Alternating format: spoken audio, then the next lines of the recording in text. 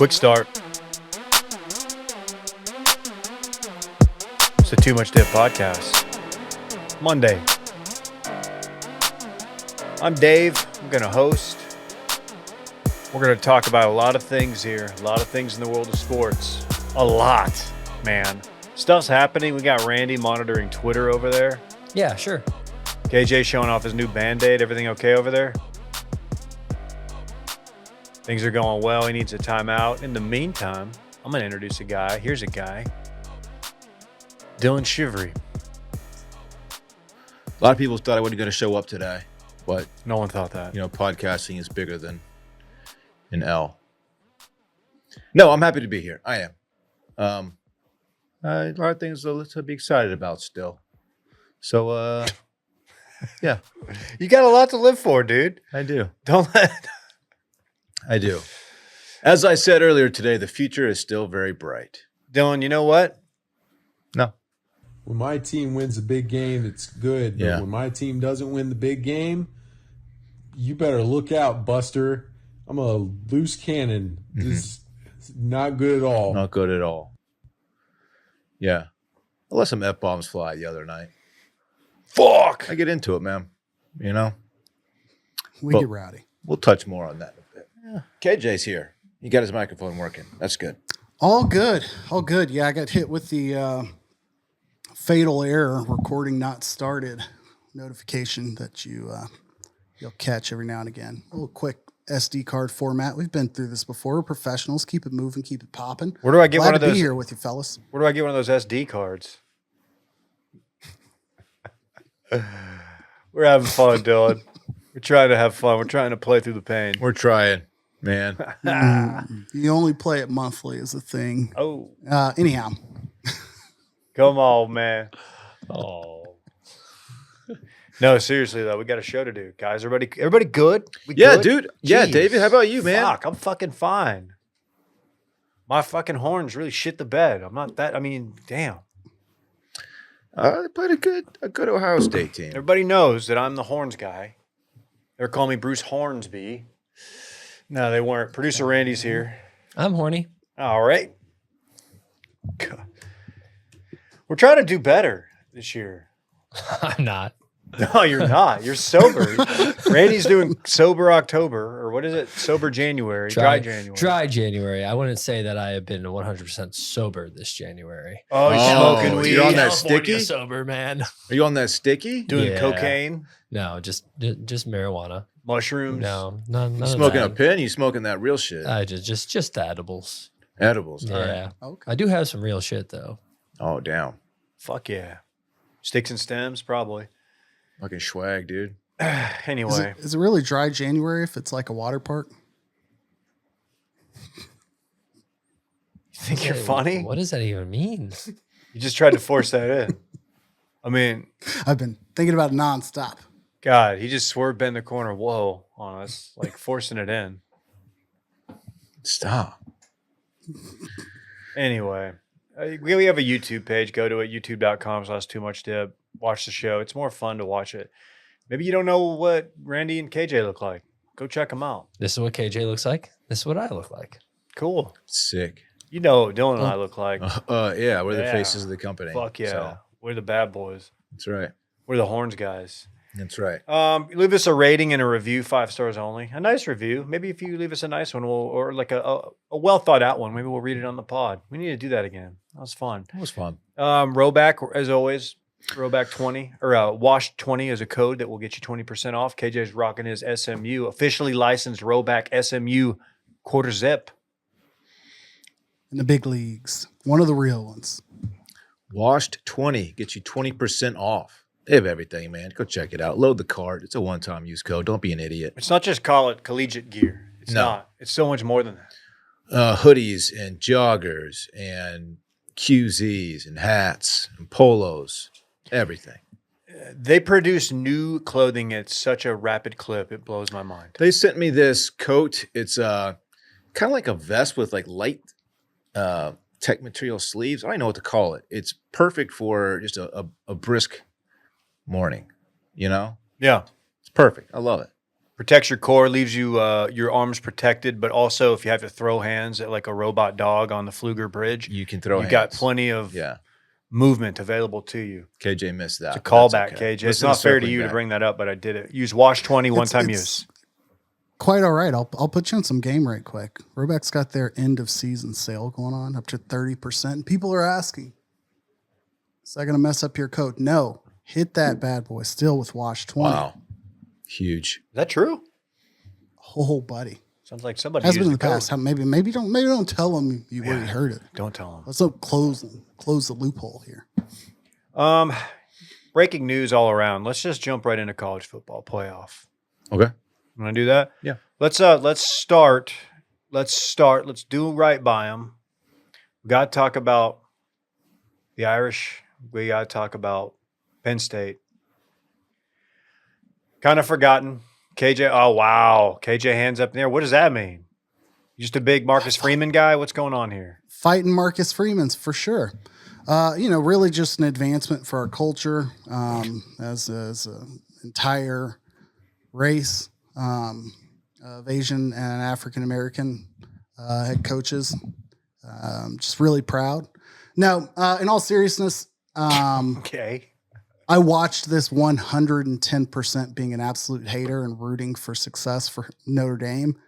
For the second time this year, I guess I didn't really care who won when they played Florida State. But I was there, like I wasn't trying to start shit. And Florida State had no chance. And I'll tell you this. It's difficult to watch Notre Dame and to like root for their success when you know the quarterback is competent, but also not the guy you want to like have a 3rd and 20 No. at all. Nice So kid. it was interesting. Riley Leonard seems to be nice, very nice. He's his post game interview. You probably know exactly what it's going to sound like. He's a big believer, and that's great. But watching him, yeah, it leaves a little bit to be desired. Watching Notre Dame in general, Are you saying he's a dork? no, I'm just saying Well, he does have big time Kellen Moore face for sure. he's kind of dorky. Okay, now that you bring it up, but I'm just saying, like watching him on the field, you're like, KJ articulated it very well. It's not most exciting thing. I accused him after the quarterfinal round. He threw a cap on of being an ear tucker into the cap. Yeah. But upon closer review, I think he just has like naturally tucked ears. They just sit really close to his skull. Aerodynamic. So I want to walk that back a bit. He might still tuck ear like accidentally because that's just how his ears set up. I want to apologize to Riley Leonard for that because it's not a good look. You can't tuck ear. They're calling man him of big tuck integrity. here. Yeah, they call him Big Tuck. Damn it. Man, Drew Aller, I know that he's like good, but he was the opposite of that in that game. He was dreadful. I felt bad for the kid. I mean, it wasn't even before he threw that inexplicable interception in the fourth quarter there. It was he was just missing guys, man. Just very inaccurate, making bad throws all around. That he did not have it at all in that game. He didn't have it, and yet that game was still extremely tight. Yeah. Like not only did he not have it, he was pretty bad. And did you hear his explanation on the final throw, the interception? He was trying to throw it at his feet. Yeah. Yeah. Which I guess that makes sense, but I mean, at that point, like you don't Kill it, in kill other it. words. Yeah. But he had very, very high buzz going into that game, draft wise. He's 6'5", former 5-star. He had already talked about coming back next year. He had announced that right before the SMU game because the backup decided to transfer, ended up at Missouri. And I thought it was precarious.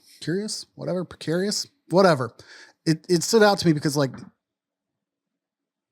yeah, you want your backup to hang around for like a what if situation, but like people seem to have been upset about that decision or worried because the backup had like a package of plays.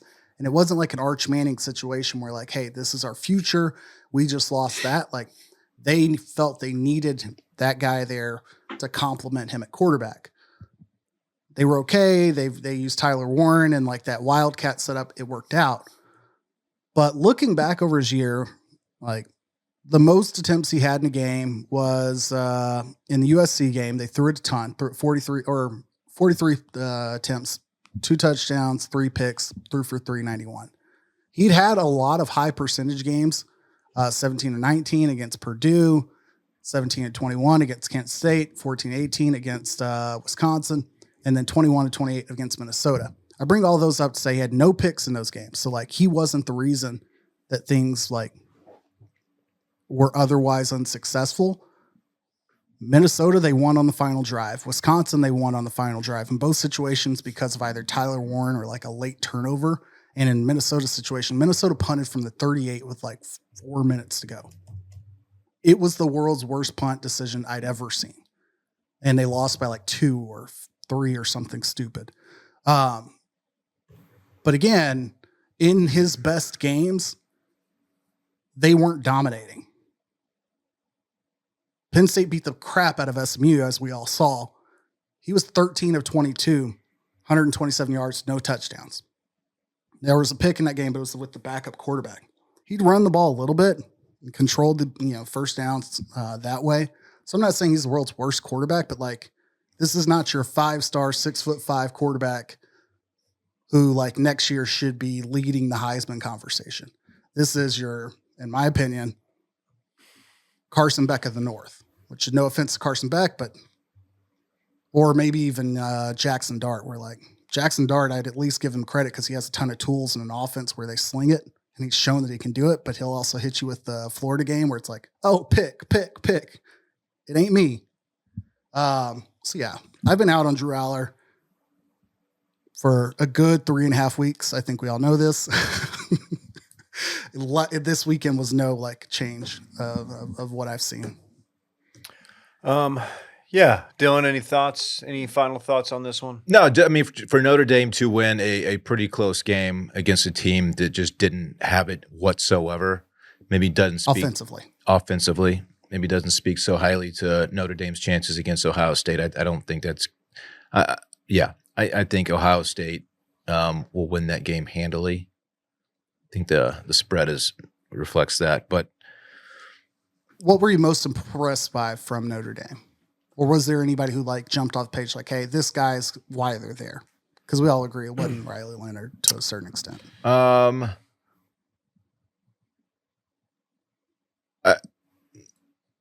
Nothing really. I mean, they play good team ball. I mean, that's a complimentary team. They seem to be a cohesive team, and they are, they're riding high and believing in each other, and that says a lot about a team, I guess. But nothing jumped off the page like, oh, that's a dude right there at all. Actually, I agree. Jeremiah Love had some pops.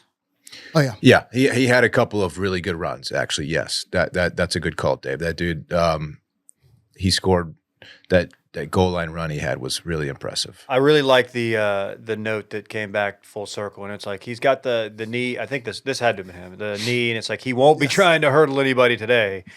And then he had like the sickest hurdle. It was like very sick. Immediately after. It like yielded like 3 or 4 more yards, but it was fucking in slow mo. It was quite sick. Every hurdle results in about an extra 3 or 4 yard game. They always hit the turf soon after, but it's fun to watch. Oh yeah, that dude looks good. He looks good. If anything, it was like the most self-preserving hurdle I'd seen because he was hurdling towards the sideline. That wasn't like an open field, like I'm going to keep running. Maybe you'll catch my legs. Like he was just trying to not get hit in the legs, but he made it look so smooth. It was like, damn, that kid clearly has pop. Yeah, good. I agree. That's what I was saying. Like after watching Notre Dame a couple times, like I don't know that I'm going to say they're going to get run because I don't think they play themselves out of a game, if that makes sense. Like, I don't want to take it back to SMU, but like that's an example of a team played themselves out of a game, made mistakes. They weren't in it because of how they played. I don't think Notre Dame's going to give Ohio State those opportunities. Fair. And they just, I don't know how far like a great team room gets you chemistry wise, but like they really impressive. Team wise. I want to give a shout out to the other dude on the edge, number 11, Micah Parsons Jr. Abdul Carter. Carter. Yes. That dude's fucking nasty. He's unreal. He's extremely athletic. Yeah. Extremely athletic. And he's definitely going. Yeah. Yeah, he's top. I think he already announced. I'm trying to think. God, I'm just trying to make sure he doesn't end up in the NFC East somehow. And I'm pretty sure we're good. I think we're good. Because New York's definitely taking New a York's quarterback. gonna, yeah. So, yeah, we're good. Yeah. But, yeah, no, that dude pops. All right. It Well- does show the beauty of like the whole like wearing a number immediately makes you associate certain traits with the player. And I kind of get annoyed by it. Like when I see the 88 club and I then hate when I it. see LeVar Arrington and Micah and this guy like all in one space, I'm like, LeVar Arrington is like a legendary player in his own right. Micah is a tremendous player in his own right. Abdul Carter's great and is doing great things with Penn State. Not saying that they shouldn't do this, but it's just hard for me to immediately be like, if somebody was wearing Eric Dickerson's number and like they dap each other up on the sideline, like I feel like it's unfair for me to ever like associate two people for those reasons. But Abdul Carter, I'd be happy if he was a Jack. And there's a decent chance he could be. Yeah. He had a bad shoulder too. Bad arm, Mhm. something, yeah. Yeah. Dinged up against Boise. Like when I see 11, I'm automatically comparing like Micah and Abdul to Colin Simmons. I'm like, wow, these guys remind me a lot of Colin Simmons at Texas. All right, you guys want to talk Texas, Ohio State? Yeah. Go on and talk about it, Hoss. Yeah. You know, Can you set the scene for me before you give your game recap? Because I am always interested in like, we talk ad nauseum about like, oh, I'd catch this game on my phone or like in this inconvenient situation. yeah, But I think it adds to the experience. games of this magnitude, I personally don't like to watch around a lot of people. I tend to be a head case. A good play, I'm standing up, I'm fist pumping. A bad play, I'm yelling, obscenities. So I watched it at home. Chelsea was there, didn't have Parks with me, and she was, in and out of the room, depending on the flow of the game. But this was a game I felt that Texas held its own, like matched up fairly well, talent wise, with Ohio State. The defense played pretty well, held Ohio State to 370 total yards, which I was impressed by. They had an incredible game plan for Jeremiah Smith. He did absolutely nothing in the game.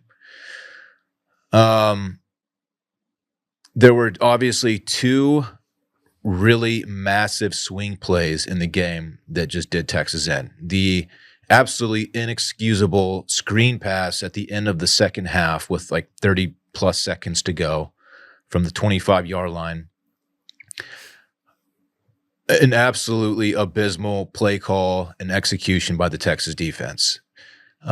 Sark tried to explain after the game what they were thinking there, and he said they had a simulated pressure and dropped 7 into coverage. But they brought pressure. I don't think they rushed 4. I remember I thought I remember a blitz. Anyway, to Ohio State's credit, they executed the play perfectly. They had a wall of blockers for Henderson. But you just can't let that happen. I don't know why you're not in prevent or like some form of prevent defense right there. But when that happened, Texas worked so hard to like even the scores. All right, I'm thinking, all right, 7-7 going in half. This is perfect. Texas has a very good shot here. But for that play to happen with under a minute to go in the first half, that was just an absolute killer. The other swing play, obviously, was the fourth down play at the end of the game, the strip sack and the 85-yard return for a touchdown. And you can't say like without those plays because obviously Ohio State earned those plays. Like they were the better team. But it was just if you take those out of the equation there, that's a very evenly matched game. I mean, Texas played well enough to win that game. They really, really did. I thought Quinn Ewers was decent in the game. He had he made some plays. The first touchdown pass he threw to Jaden Blue, running back sneaking out of the backfield, was beautiful. Just a beautiful pass. He had some good throws in the game. He played well enough to win, I think. I mean, obviously the strip sack is something you just can't let happen, but you got to make a play there. So he's holding on to the ball, waiting for someone to spring open. just a game of missed opportunity to me. It stings. It still stings pretty badly because I thought Texas, like I said, played well enough to pull the game out, despite an offense that didn't do a ton. But that's a fucking defense, man. Ohio State is just full of guys. Yeah.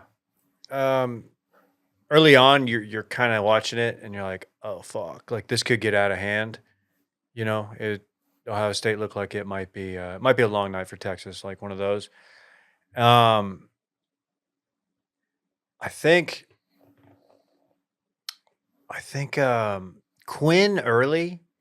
I don't know if he's a nervy guy, and I don't know how immobile he is currently, but like early on when the pocket in any way collapsed around him, he would just fall into it, and that was it. That's become the book on Quinn Ewers. And that's tough. With time to throw, he's deadly.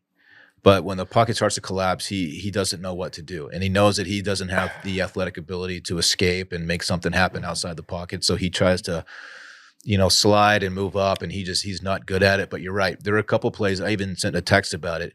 He's taking these 3-step drops and then climbing up a pocket that's collapsing. It's like there's nothing you can do there. You got to find a way to kill the ball, man. You got to. It's annoying to see him climb that pocket that's collapsing, and then on that strip sack, not climb the pocket that wasn't collapsed. You know what I mean? Like he said he felt the pressure. He could see Sawyer out of his periphery. He said he thought he had time to get the ball off, and clearly he didn't. Real quick, I had some intel. I didn't want to share this for the game because I didn't want to take down the group text vibe. But I had some shooters on the ground at the game that were there for purposes of seeing the players, scouting out the players. And I asked specifically, I was like, how's Big Cam look? Because Big Cam's Cam Williams is a Duncanville guy, and he's got NFL hopes, but he's been kind of up and down this year. The tape isn't always great. And they said in warm-up, they're like, doesn't look good, would be a little surprised if he was out there the whole game. He should not have played. He has a bad right knee. To be clear. Health-wise, yes. Like doesn't look good performance-wise, which we know that didn't go well. Right. But you're saying he said extremely banged up. Yeah, he's a guy that's like has like a first or second round grade on him right now. So this is probably his last year at Texas. But yeah, he had a bad knee. He obviously did not play against Arizona State. Played in this game, and of course he's the one who was supposed to be blocking Jack Sawyer on that last play. So he did not have a good game, but he should not have been out there probably. And we had a pretty capable backup in Trevor Gooseby, who's been playing a bunch. He's been playing very well too. Yeah. What are you going to do? I mean, that sucks. That sucks. He's been your guy. I will say I would have loved to have seen more, what's my guy's name? Gunnar Helm. Yeah.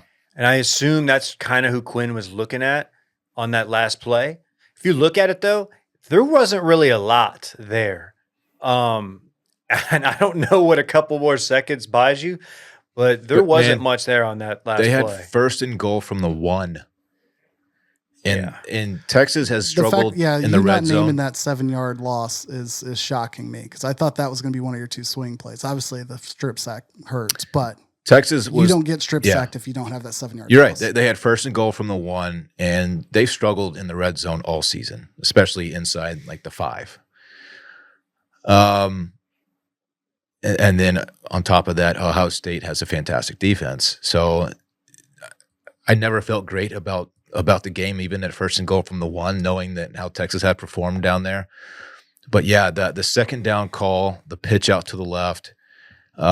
Someone tweeted they had a screenshot of the play like before the snap, and even like Texas was outnumbered out to the left. It was like 5 to 4 guys outside of the tackle.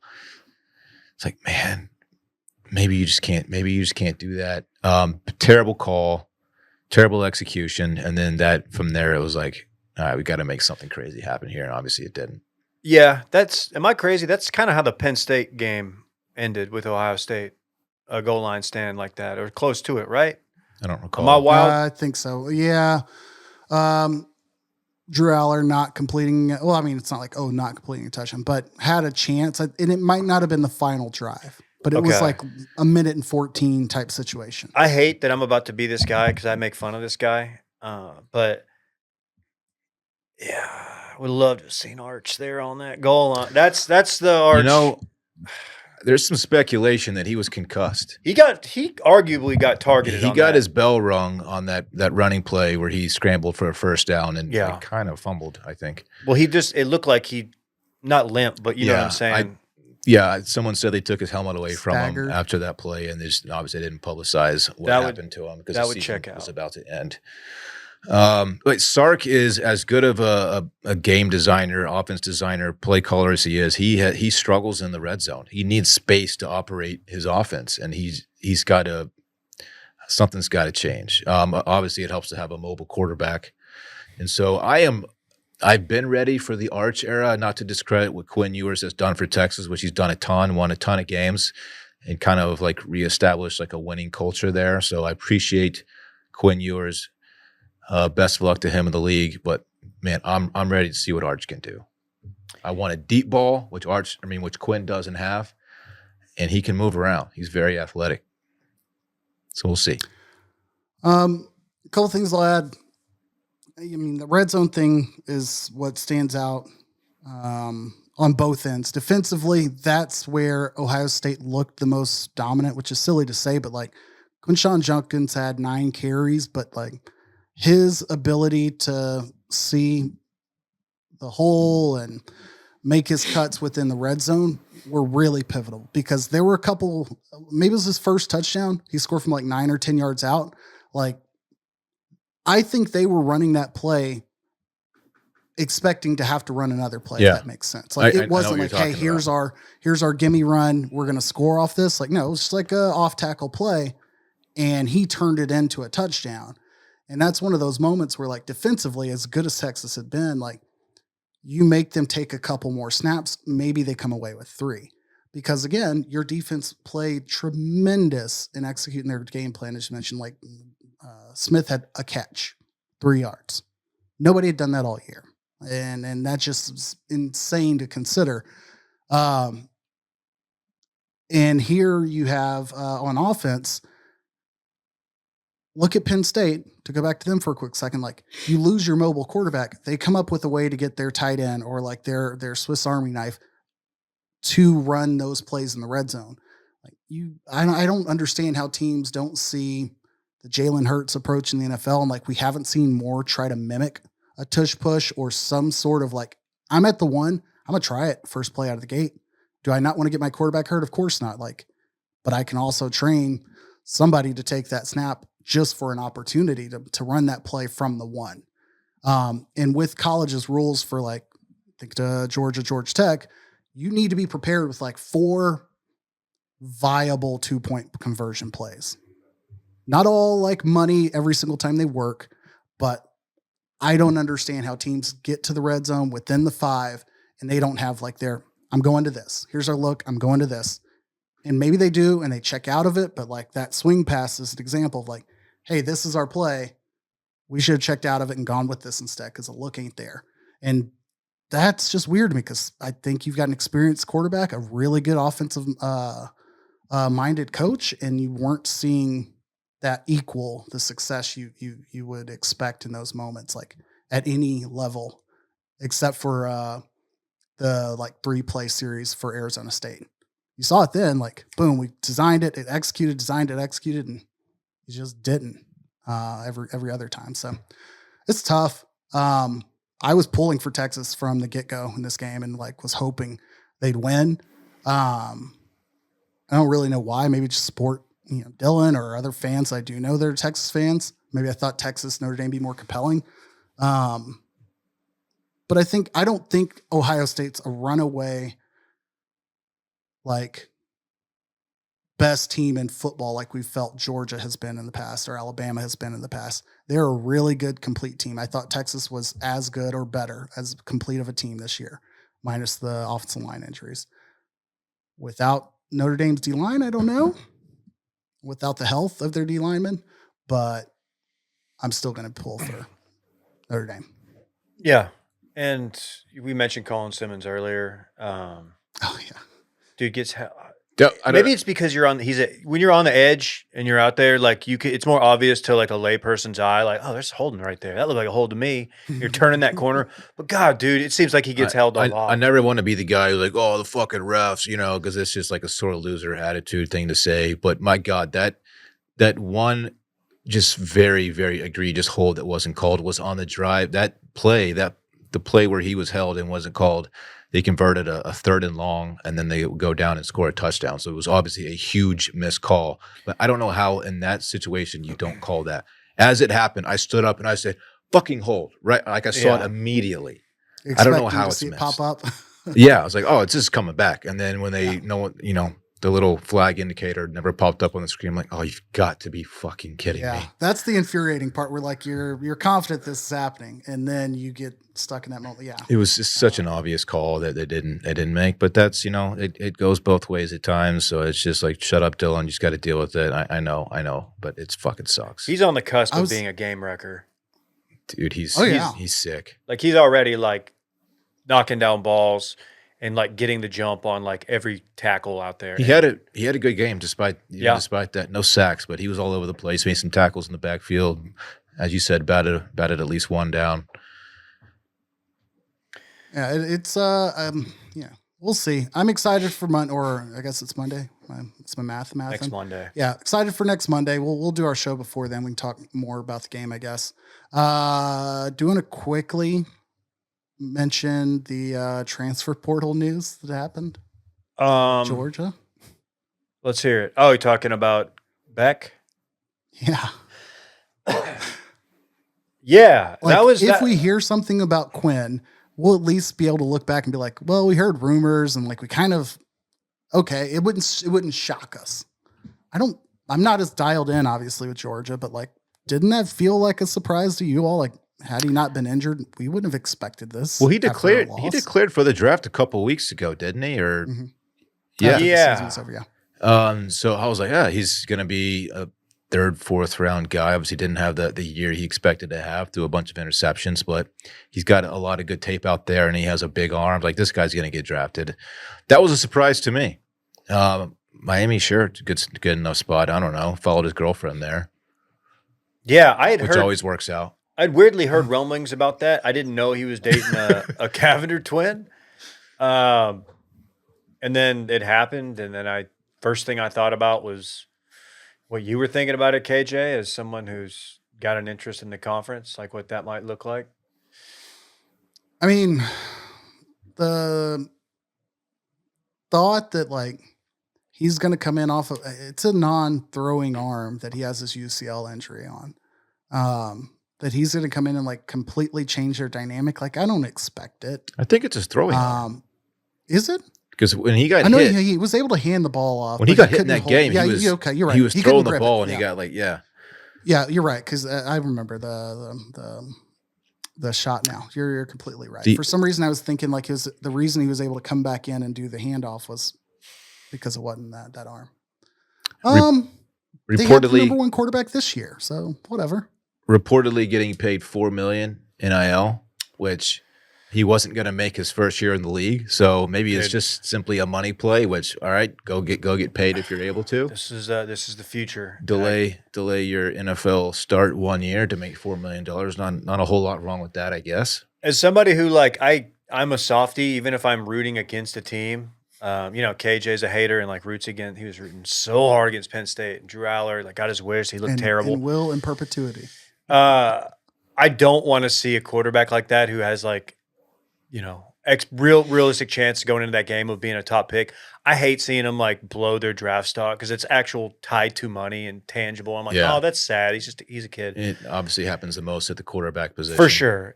And then, but if you always have that option that you can go get $4 million to go to college for a year with your smoking hot girlfriend, like, dude, shout out to you. In Miami. There are worse situations to be in. Yeah, like, dude, I mean, good for him. He's not going to Rutgers or what. And well, Rutgers would be New York, but still, a Rutgers like, you know what I mean? Like, stray. I don't know, maybe Syracuse. Kyle McCord went up there. The Tulane quarterback going to where's he going? Duke is still nice. What's he getting? Something crazy. They say up to 8, but I think they're building in some like The agent that he has is also the agent of Jalen Ramsey. So I followed him at one point in time, Athletes First or whatever. I can't recall his name. And the way they've reported contracts always, like every person they sign for the NFL is always like the highest ever at this position. And then you read the details like, okay, I guess it is. But they'll pick their metrics. So I don't know what to believe. I was told he was the next Patrick Mahomes, the Tulane kid, is what someone told me in a group text. Told you this like after 3 series of a week 0 game or some shit too. Real quick, if we were to hear a similar transfer situation from Arch, or not from Arch, I'm sorry, Quinn. I didn't even mean to throw that in the universe, unless it's North Carolina and it's Arch, in which I won't celebrate to be rude. I will just do it out of just pure hilarity. But if Quinn does transfer, I'm sure you've seen it. The rumors of like, oh, it could be a Ohio State, could be a Bama. Technically, I guess could be a Georgia. Like, I don't know how much faith you're putting in Gunnar Stockton. Apparently he's a dude. I don't know. But would it be weird to see Quinn go to Ohio State and then have to look at that next year? To bookend his college career at Ohio State, that would absolutely be weird. No, I think he's gone. I think he knows that his run as a college football quarterback is over. Oregon, I guess, was floated out there early. Dude, that was the first place that was tossed out there. Wait out these other quarterbacks who are going, like Carson Beck, and like you suddenly become a more. Where does he get drafted? Honestly, yours. Who? Yours.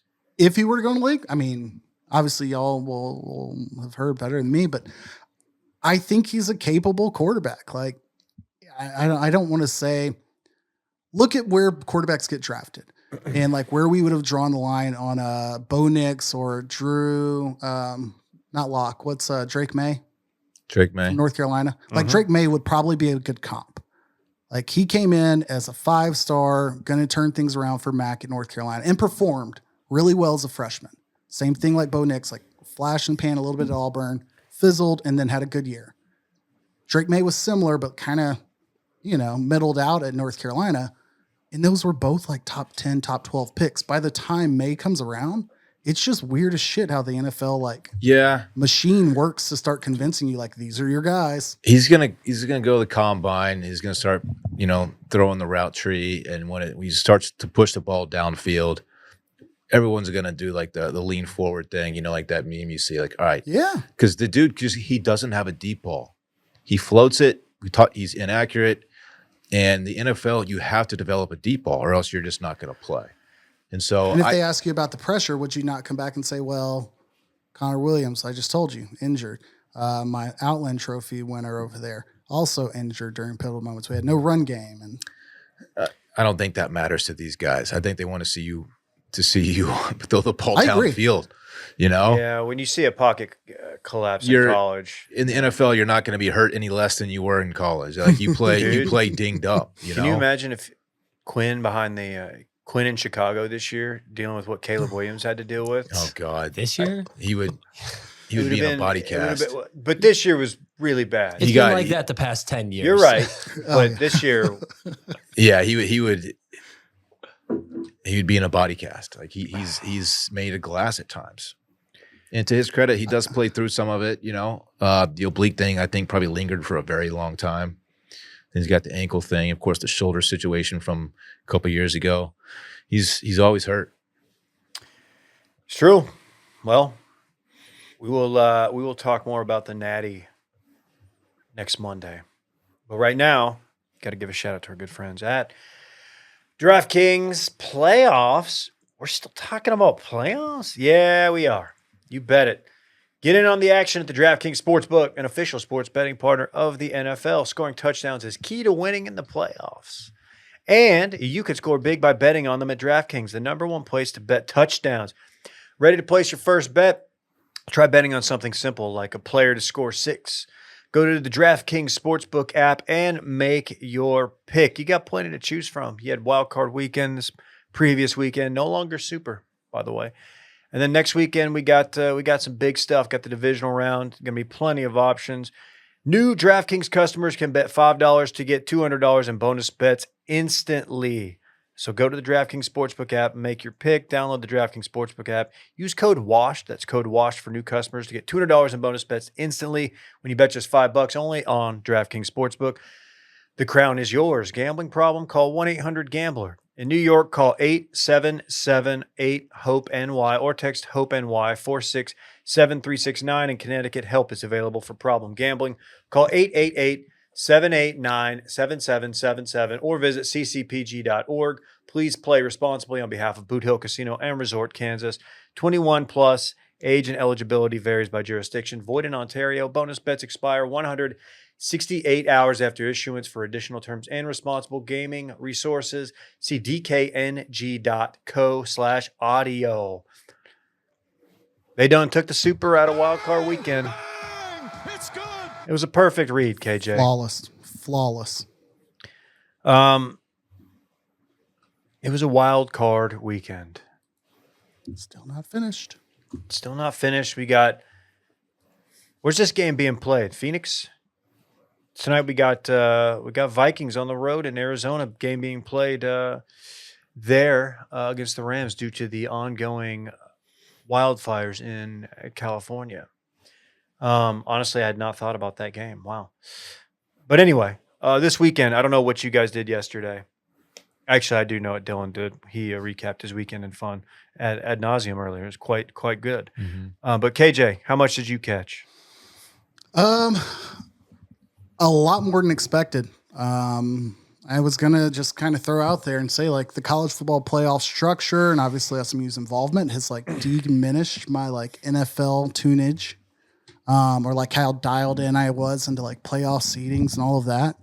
But I was right there, ready for every single minute of the Packers Eagles yesterday, until it got to the point where I was like, okay, what are we watching here? And the Bills game the day before. So I watched quite a bit of each game. Last night was interesting. I thought that this looked like the best game on paper.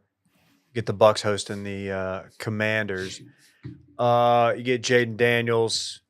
You get to see what he's all about in the playoffs, and dude just does it. Baker with the costly fumble on the handoff. I know you hate to see it, Dylan. It's an all-around tough scene in Tampa. Yeah, this one surprised me. God, Baker's just had a fucking season, man, to go out to a rookie quarterback.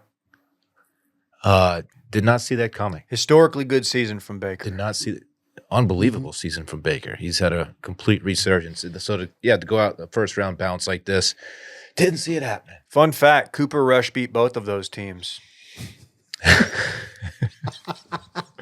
It's true. They beat the Bucs when the Bucs like needed a win. Cooper Rush beat. Yeah. And it wasn't really close. It was. The Cowboys defense controlled the hell out of that game. It was a weird game. Two things on the Bucs. I'm sure I'm biased because of my former Bucs fandom, but I think Tampa is like sneaky a really awesome postseason place to see games be played. Like it's got a definable vibe. I would say like the Steelers stadium is that way. Maybe the Patriots are up there, but like a playoff vibe in those stadiums kind of pops. They do the red end zone instead of like white. I don't know. It looked like a tight environment. It was cool to see.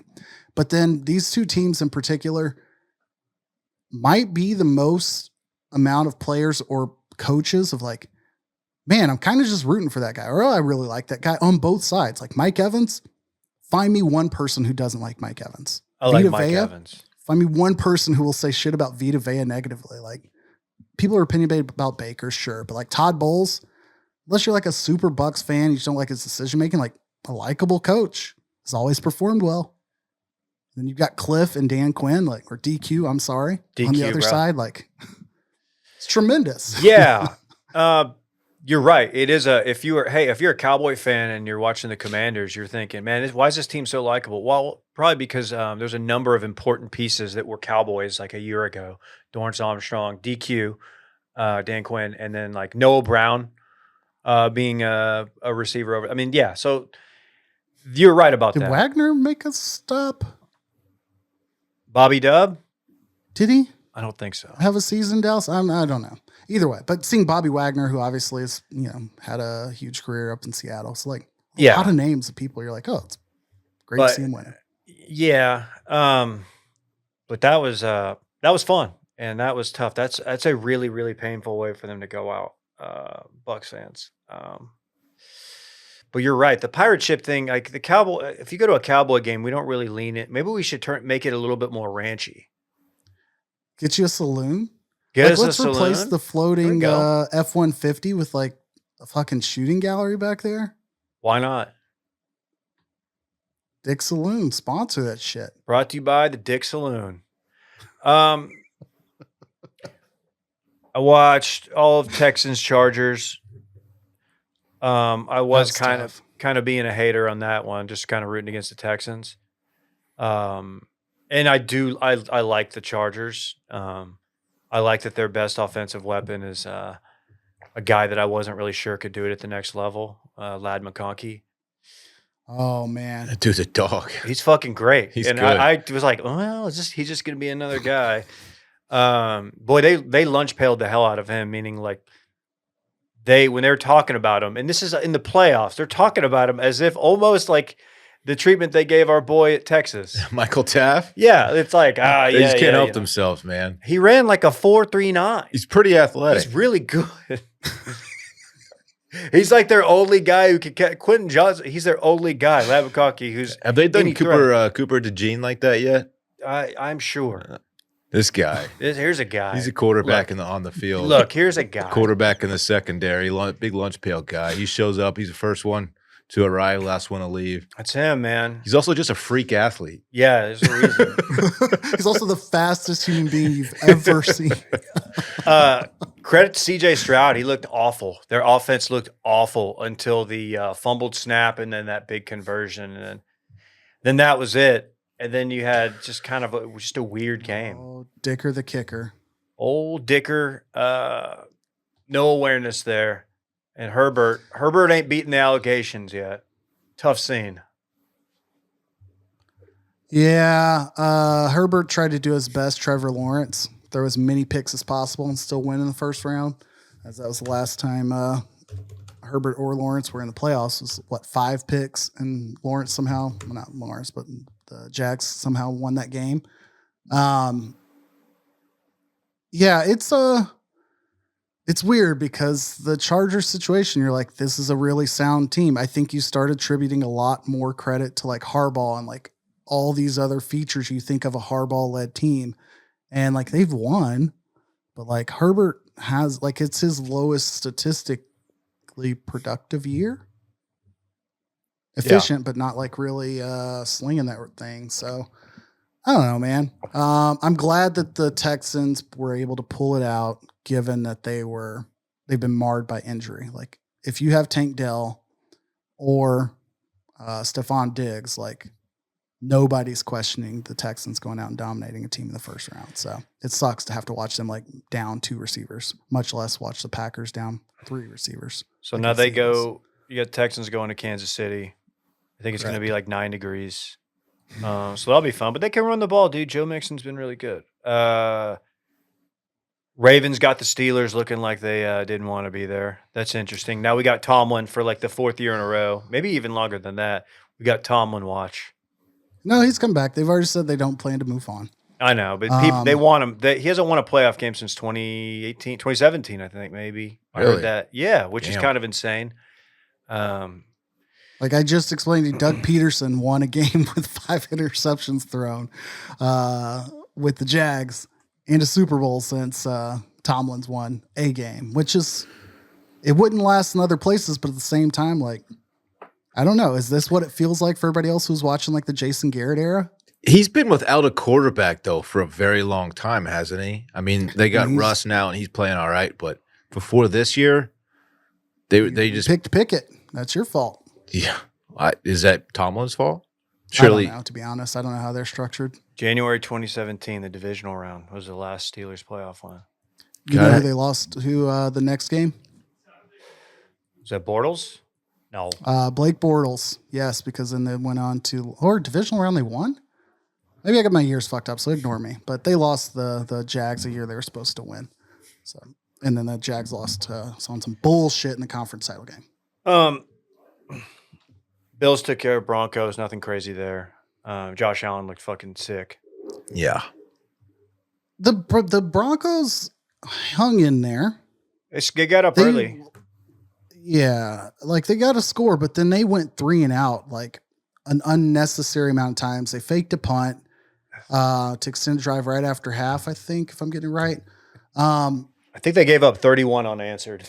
Something crazy. But then late in the third, the Bills scored to go up 14-7. And then, like you said, it just got uglier from there. So I don't know if it's one of those of like, hey, you're outmatched. You're only going to be able to hang on for so long before the truth shows. Or, I think it was you've got a coach who kept you in the game and players who couldn't.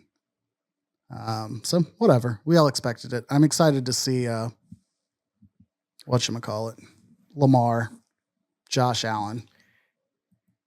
Yeah. That's the game. I'm really excited for that game. I love Lamar so much. I hope he can do it. I like both those guys. I like both of those teams. Lamar needs a Super Bowl, man. I fucking love that dude. You could say that about if he both. wins, he gets CJ Stroud or Pat Mahomes. So like The AFC's tough. Damn. Tough. This is Drew Brees, Peyton Manning, Brady era, like AFC situation. Like, yeah, it's a brutal conference this year, but man, I'm a big Lamar guy.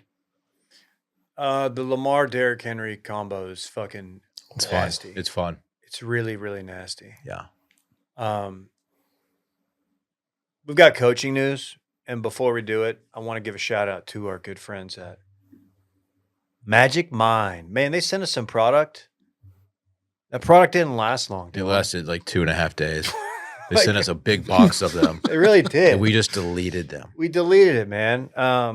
Look, we've all been there, and I was there, man. When I first found Magic Mind, I'd hit a wall. A lot of work. It's hard running a business, a media company, and all that. Hard to focus. Sleep was bad.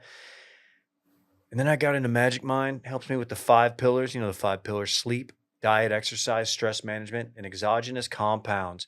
Magic Mind supports them without overpromising. It's the tool to enhance focus and improve sleep as a bigger part of my overall wellness strategy. The tools are the little things that help you move in the right directions.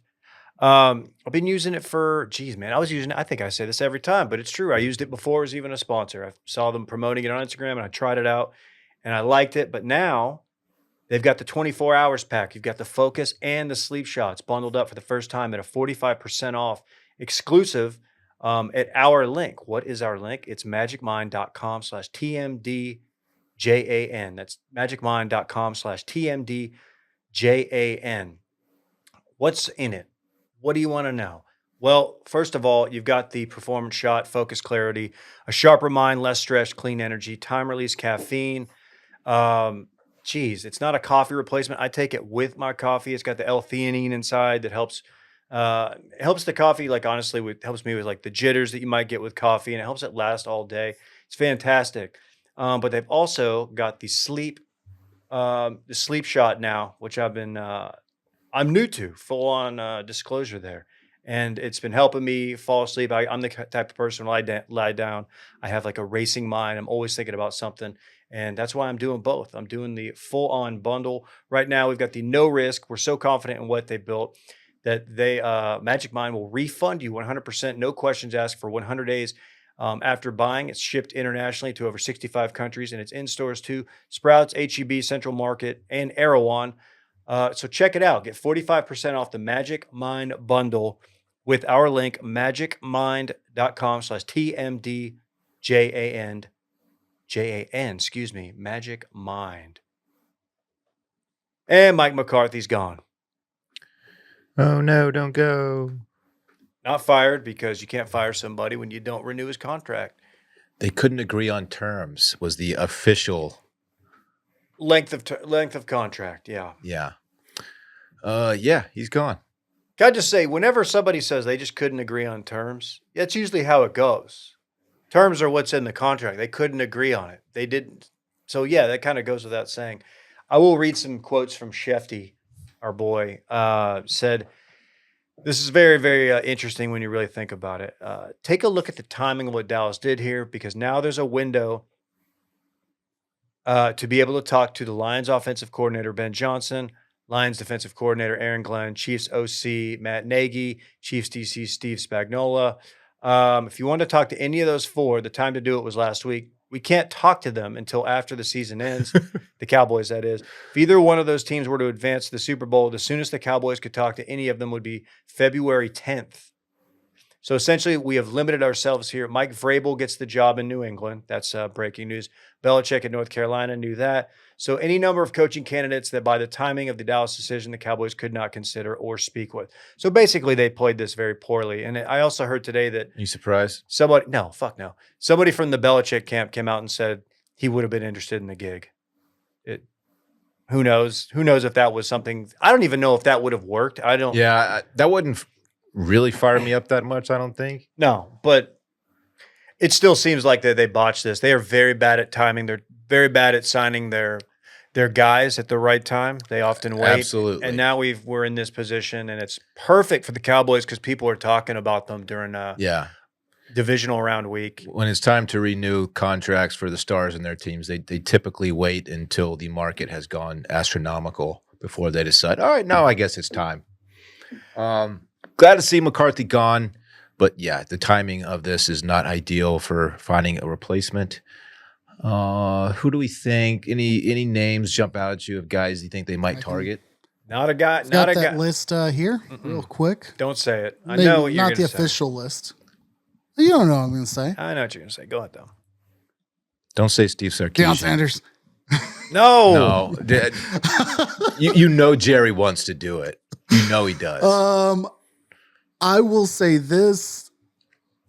I think the timing of, like, if that were going to happen, and actually, let me back up. If I'm Jerry and if I'm Deion, they both would accept the attention that would come with the discussion. They both would be happy about that. But obviously, there's some detriment that for Deion, like signing day part 2 comes up in a few weeks. So, like, how much you want to risk pissing people off, but you probably also would like accept the conversation to say, yeah, I ain't going to the league unless it was here because, you can change your mind next year. I'm committed to Colorado. He's already come out and said, like, I'm staying, but then there was a report of being interested in the Raiders. Nobody wants it, but I'm just trying to prepare you for knowing that both sides would be okay with the headline. The real list. If there's an owner that would fall for prime time's bullshit, it's 100% Jerry Jones. They're very similar people. Yeah. Football. It's like a football is secondary to this. It's a name. Let me say first, I hope McCarthy lands In Chicago. Give him. I feel like he's more built for Chicago than he is New Orleans. I don't care. Who cares anymore? Nihilist Randy chiming in. Nihilist What do you football mean fan. built? He's got the Rust Belt okay. person. He's got the, I understand. personality. Not a Micah Weiner built for comment. Yeah. No, Okay. Although, God, he could do some damage in NOLA. Here's the official list. Not official list. The list of like actual people that make sense. Kellen Moore, current offensive coordinator of the Eagles. Meh. Again, as you just laid out. Come on. That window Seen is it. not really available right now. Cliff Kingsbury, Yes. offense coordinator. Commanders, again, not currently available. Ben Johnson, Bobby Slovic. Ben Johnson, offense coordinator at Detroit. Bobby Slovic, you might have to remind me where he's currently. Offense coordinator at Texans. Duh. Again, neither are available. No way. Just looking at him. No. A couple Super Bowl winning quarterbacks or coaches. Peter Carroll. No, he's old. I like Pete Carroll, but roll his 73-year-old bag of bones. He's into simply Dallas, too which old. I do not think those two styles would mesh. he's at got some all. takes you like, though. He would have plenty of tributes and memorials to see around town. Jonathan Gruden, current Barstool employee. No, you can't. No, sorry. All right, go ahead. That's a nice. And That's a nice. That's a nicey. Yes, you're right. S Squared himself is also on like, hey, these are some names to consider. One, Steven Sarkisian. I don't think that's going to happen. No. I don't even think it makes sense. But it's on the list. You know what though, L'Oreal, Sark's wife. She's She Dallas would coded. support it. You think she would support it. She's Oh my Dallas God, coded for she sure. would fucking The shopping dominate she would do Dallas, there. dude. Nah, That's a Sark's tremendous point. Sark's got to see Arch through. He does. He's got to see Arch through. I think after Arch leaves Texas, I think Sark could very possibly jump to the NFL. I wonder. I honestly wonder if Texas had won the Natty, where his head would be. If he was still, you know what I mean? Like if he would be like, well, I've done everything here. No, I think Arch is like will define his legacy at Texas. I mean, that's going to be a really fun offense. Sark's been around coaches who've done multiple or like been to that pinnacle a few times. Like he was with Pete Carroll, I believe. Am I completely off of my years? I feel like he was there at the tail end before he went to Washington. Obviously seen like what happened in Bama, like how like getting back, he knows how that works. So I don't feel like that would have scared him off or made him feel like, okay, I'm done here. I don't know. If Mike Tomlin were available, I would probably be in the camp of like, yeah, you could do worse. I don't know what he does for your team, Dude, but you could do worse.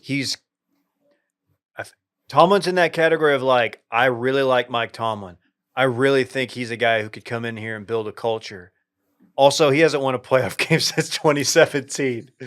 It just gives. But again, what does that matter? Doug Peterson. I know. You're right. Sure. It's just no. I like in a change of scenery. I don't know. Does Tomlin work under Jerry? Well, like, does he deal? You have to think about that.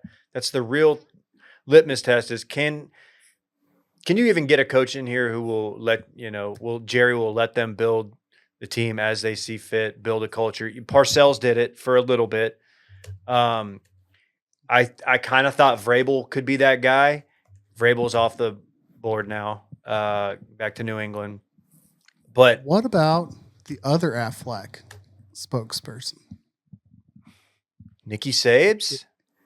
If not Dion, could you throw 15? No. Dude, he tried the NFL and he flamed out so hard. It's not going to happen. Alabama Jones? Drew Brees' elbow was his problem. It ain't happening. Dude, no. He's enjoying, or is he? He doesn't look like he's particularly enjoying game day. I'll be honest. If they're gonna keep running like they're like one rolling Anthony Jeselnik out there from getting Saban to just storm off and quit. Kill Tony next week. Give me Cliff. Not that I think he's a guy who builds a culture, but like I love him as a play caller. I kind of started to hate Mike McCarthy as a play caller. Cliff feels like if you're like writing the movie, which is what Cowboys football is all about, entertainment, then Cliff's the guy, right? It's either Cliff or Dion. Do you really think Kellen Moore has a chance to come back here? We've seen Kellen Moore call plays for a Dak offense, and he wasn't bad. A 2,000-yard rusher. He was like a completely pivot, like not that they threw a ton, but like he's shown that he can do both. He can play to the skill set of a team, which is impressive. I don't know. And then McCarthy took the reins from him, play calling wise. I don't know. I don't really remember how that all went down, but it's not good, and I don't want to spend too much time on it. It's like whatever. Norm Chow. Shout out to no. I'm talking to this Instagram model that says via her DMs, Lane Kiffin is thinking about the It's job. not Lane Kiffin.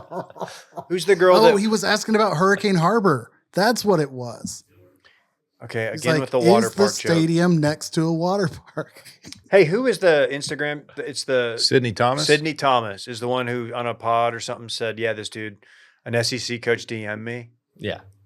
After that. And if I had to guess who it is with no proof whatsoever, it's Kiffin. It's Lane Kiffin.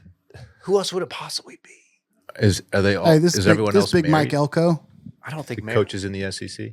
I don't think it's Elko. It's not Elko. This isn't what led to Sark's like temporary separation. Who's the funniest possible Like person? we know it's not Sark because Sam L'Oreal Pittman? is the only one sending any tweets for him. It is Sam Pittman.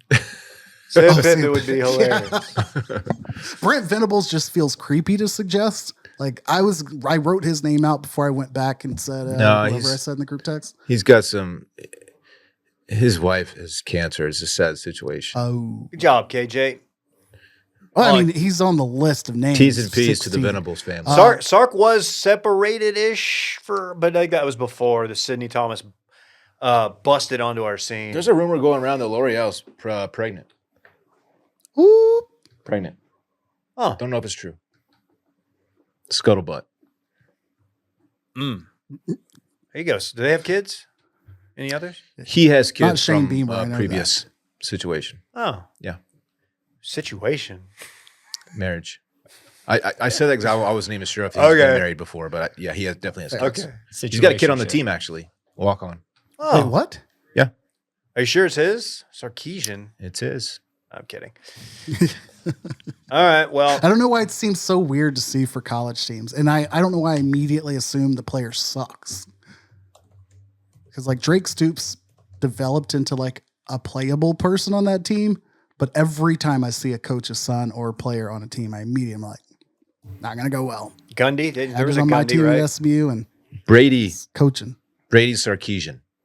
He is a What a walk-on name. linebacker. 6'1", 230. It's a good linebacker name. Brady Sarkeesian. Good, Yeah. good size. All right. All right. All right. Well, we'll continue to monitor. I'm sure you won't hear, or I'm sure you will hear plenty about McCarthy. I'm surprised Micah didn't call in. Let's run it back. Run It Back, of course, is a segment during which we talk about what we already talked about. They were calling Dave Bruce Hornsby because he's such a horns guy. Abdul Carter and Micah Parsons are so good they remind Dave of Colin Simmons. They also all wear number 11. That's the comp. That's the comp. Rutgers caught a stray from KJ for no reason at all. KJ still hates Penn State very much. And finally, Ladd McConkey got the lunch pail treatment. That concludes Run It Back. Short one this week. And also Quick, Steve Sarkeesian has a breaking. kid on the team. He does. All right. Well, Breaking Penn State news. What's up? They're going to lose their defense coordinator to Clemson, but they're getting both of their running backs back. So okay. Okay. To Clemson, eh? I know that scares me more than the Carson Beck situation. There it is. There it is. All right. We will be back next Monday talking Natty. Bye-bye. Bye. When my team wins a big game, it's good. But when my team doesn't win the big game, you better look out, Buster. I'm a loose cannon. This is not good at all.